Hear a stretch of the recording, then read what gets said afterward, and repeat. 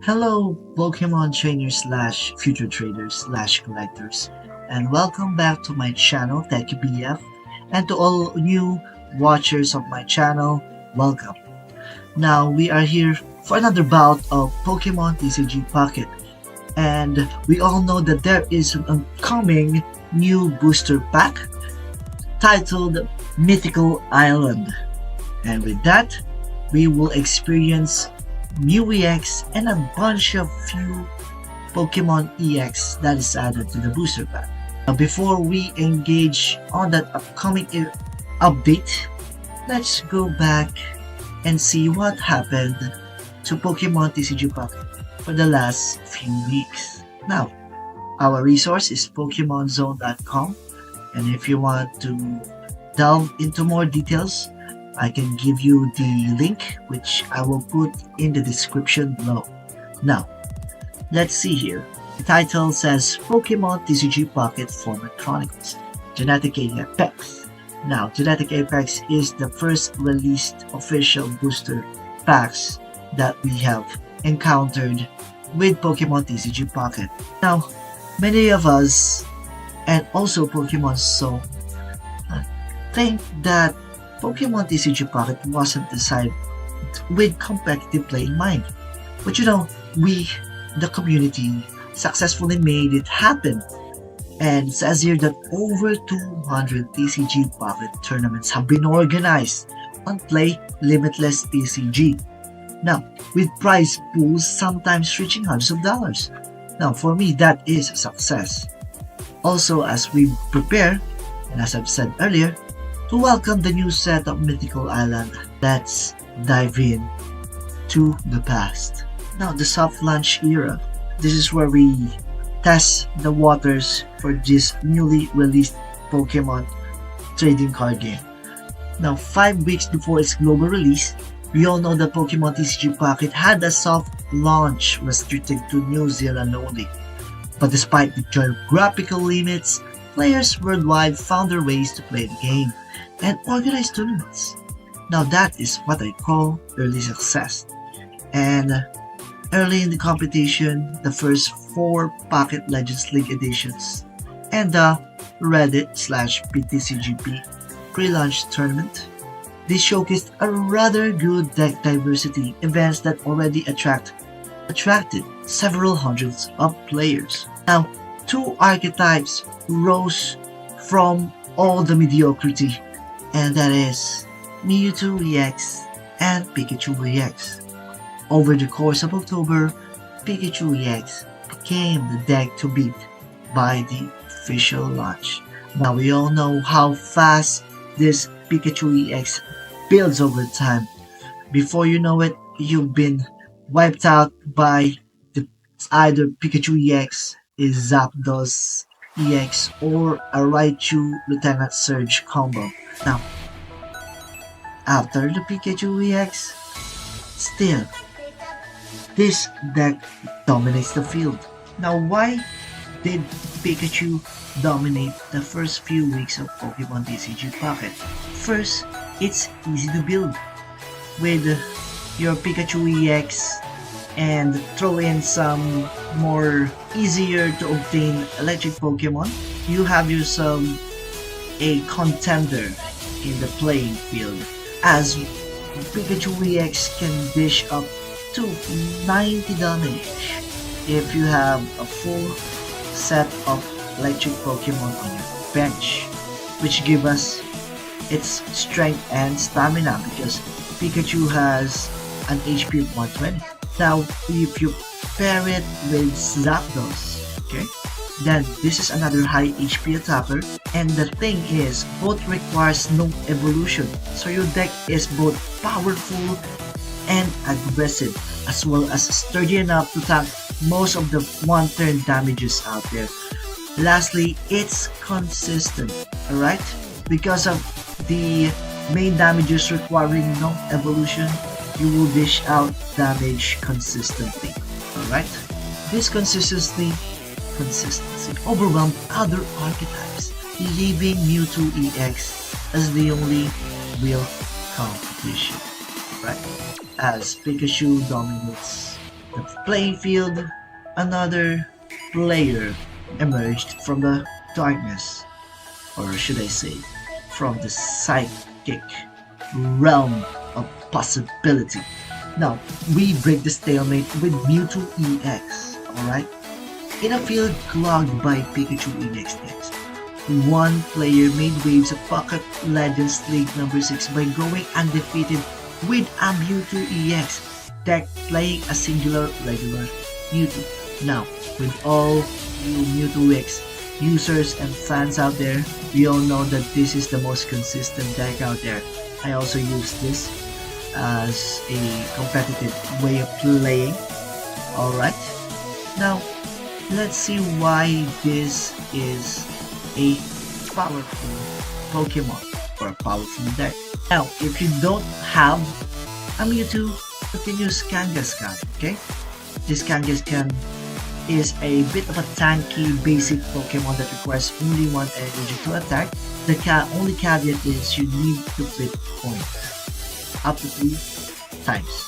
So 2 heads will give you 60 damage. A head, sorry that didn't come out wrong or didn't come out right. And a flip of a head will give you 30 damage. And if you are unlucky enough, it will give you 2 tails, which give you no damage at all. Well, at least with this Kangaskhan, you can at least tank 2 Circle Circuit, which is Pikachu EX attack. And also, it has a reasonable retreat cost of 2 energy only. We're talking about Mewtwo here. The vanilla Mewtwo, the basic Mewtwo, the Mewtwo with 120 HP. So that's that. And being a psychic type, it could be used as an attacker. If you're lucky enough to build a Gardevoir early game, you could use its Power Blast attack, which is one-shotting Pikachu EX, alright? And one-shot that mouse. Now with week 3, Mewtwo EX dethroned Pikachu EX and opened up the metagame for more diversity.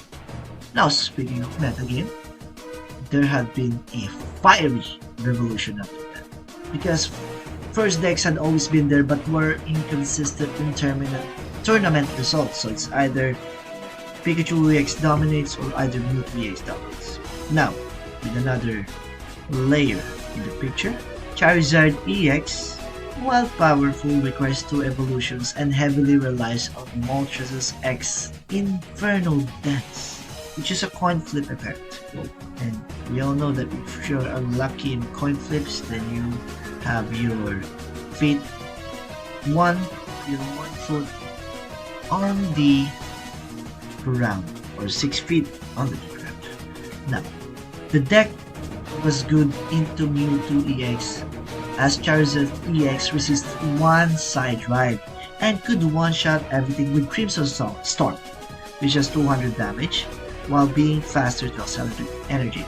However, it struggled against the overwhelming presence of Pikachu EX, which was way too fast to handle, and thus Charizard EX hardly found success in long tournaments. Now, for a long time, Arcanine EX was deemed as just a decent card on paper, but it needed one person to successfully use it in tournament to reveal its strength. With its Inferno Onrush attack capable of one-shotting Pikachu EX, Arcanine EX required only 1 evolution and less energy than Charizard EX, which makes it more viable than Charizard EX. Now, Tauros, on the other hand, demonstrated this in Week 2 by reaching the finals of the Pocket Legends League, though he ultimately lost to Mewtwo EX list we talked about. Yeah, that's how powerful Mewtwo EX and Pikachu EX is. Despite this promising performance, Mewtwo EX decks with Baby Mewtwo were eventually seen as a better answer to Pikachu EX and the broader metagame. But fire decks weren't done yet. But instead of focusing solely on countering Pikachu EX, Hayato combined Arcanine EX and Charizard EX into a single deck dubbed R-Dissolve. Well played there, Hayato. No, Arcanine EX remained the go-to answer for Pikachu EX. Meanwhile, Charizard EX excelled against Mewtwo EX and other archetypes, giving the deck broader coverage.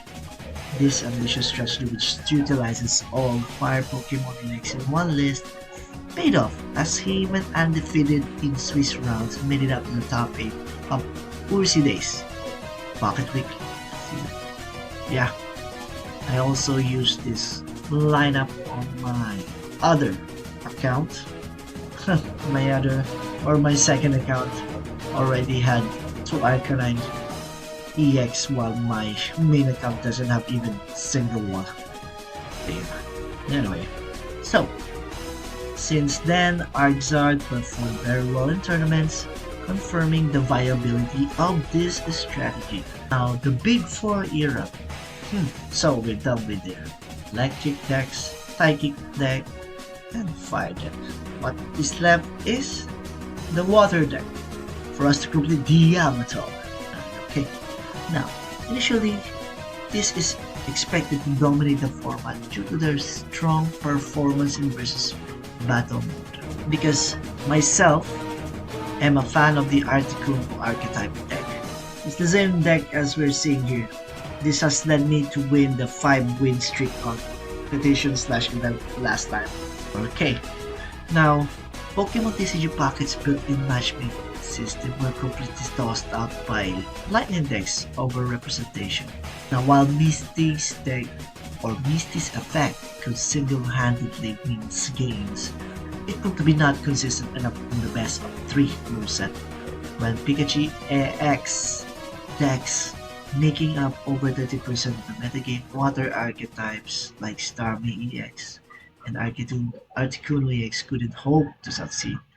Yeah, with my experience, if I am lucky enough or if the Pikachu EX user was unlucky enough, I can win the battle or the game by overpowering them early game with a Misty Ripcoin Lucky Toss. Now, in the recent shifts in the meta created an opening for water decks to re-emerge because the many players out there wanted to counter Mewtwo EX and Pikachu EX decks, so they built their decks around Charizard EX and Arcanine EX, paving the way for Articuno EX decks to shine. And also, this deck is a decent matchup against Mewtwo EX, only losing hard to Pikachu EX. Now by week 4 and week 5, water decks began seeing more play in tournaments, and even outlier strategies such as Blastoise EX and Greninja based builds managed to make it to day 2. Combined Pikachu EX, Mewtwo EX, fire decks, and water decks accounted for over 75% of the meta, a sign of stabilization of the format. Fringe strategies such as Dark types, Weezing and Arbok, and Wigglytuff EX also found more success, placing more consistently in top 8. But it seems that we were a bit optimistic. Now, according to Pokemon Zone, we were back to square one. The resurgence of water decks had an obvious consequence, strengthening Pikachu EX. By weeks 6 and 7, Pikachu EX decks reasserted their dominance. Over the course of 8 weeks, the deck never lost its hallmark consistency or aggressiveness. Counter strategies often faltered due to their reliance on evolutions and a critical weakness against Pikachu EX unmatched quick game plan. Many variants even included Raichu to amplify damage output with a single attack. And also, if you use Raichu on the right timing, you can save your Pikachu EX from having a loss of 2 to just a loss of 1. And so, Pikachu EX swamped the field once again, sharing dominance with Mewtwo EX. Now, with all those in mind, let's have our takeaways and wrap this all up. Things had to change for them to stay as they are. The best decks were identified rather quickly, but players' creativity made Genetic, Apex, and Evolving an interesting format. Over time, several archetypes emerged as viable contenders against those common deck like Pikachu EX and Mewtwo DX, and even strategies like Marowak EX and Venusaur EX occasionally sneaked into top 8s. Now, Venusaur EX was my first go-to when I first played with Pokemon Pocket because of its tankiness. The only downside is that Venusaur EX decks tend to build slower than any other decks out there, but it compensates just a bit enough to prolong the game because of its tankiness, unless you encounter 5 decks, of course. But ultimately, okay, it came back to Pikachu EX and Mewtwo EX. Now, one thing stands out: the dominance of strategies built around strong basic Pokemon EX. All the top 4 decks relies on these powerhouses: Pikachu EX, Mewtwo EX, and Legendary Birds. Which raises the question: did Pocket overlook something in the game design? Or this choice certainly limits diversity, and Pokemon types with fewer basic Pokemon options feel underpowered or relegated to rogue status until a competitive basic Pokemon EX is introduced for them? Well, the EX distribution was also very uneven, with Darkness decks standing out as a glaring omission. Despite having many Pokemon representatives, it has none of these. Now, looking ahead to the next set, Mythical Island, only 2 basic Pokemon EX has been announced so far. Mew EX, which helps in already favored type, and Celebi EX, a green type, or a leaf type. Now, if Celebi EX elevates grass decks into higher ticks, it would confirm the availability of basic Pokemon EX as a determinating factor in the viability of archetypes. You might then have to be patient for your favorite typing to finally get the top level results that you want to achieve. Now, with the Mythical Island, if you guys already know, Mythical Island also has an answer to Pokemon EX decks. A new version of Tauros, in a sense that she or Tyros will outshine all the Pokemon EX cards out there by having a damage advantage against them. Now, let's see what that is. Let's take a glimpse of what Pokémon TCG Pocket's answer against Pokemon EX cards. This is what the answers of the developers of Pokémon TCG Pocket. The new improved Tauros. This soul card is the bane of all Pokemon EX cards out there. First, this is a basic 100 HP Pokemon, a bit tanky for basic Pokemon, and has an attack called Fighting Tackle, which has a base damage of 40 plus, and this would have an additional 80 more damage if your opponent's active Pokemon isn't a Pokemon EX card. The only caveat is that this requires 3 energy of any kind, so it's a bit slow to build. So I think that this would be in the bench line for a while before you can use this completely. Now, what do you think, guys? Is this the sole answer for Pokemon EX dominated decks out there, or is it a bit underwhelming because of its 3 energy requirement? So, also, if you want to know more about the pre-release of Mythical Island, I can give you the link down in the description of Pokemon Zone, and all the other news about Pokemon TCG Pocket is here. Now, before we end, if you have any comments or any suggestions about the game, or any violent reactions on my review or my take with the upcoming release of Mythical Island and the past weeks that we've encountered, please do not be shy and put those comments down below. And if you like the channel and this video, please kindly push that notification button and have a like. And to all you fellow Pokemon trainers / traders And gamers, may your flips be consistently positive and your decks legendary. Like that.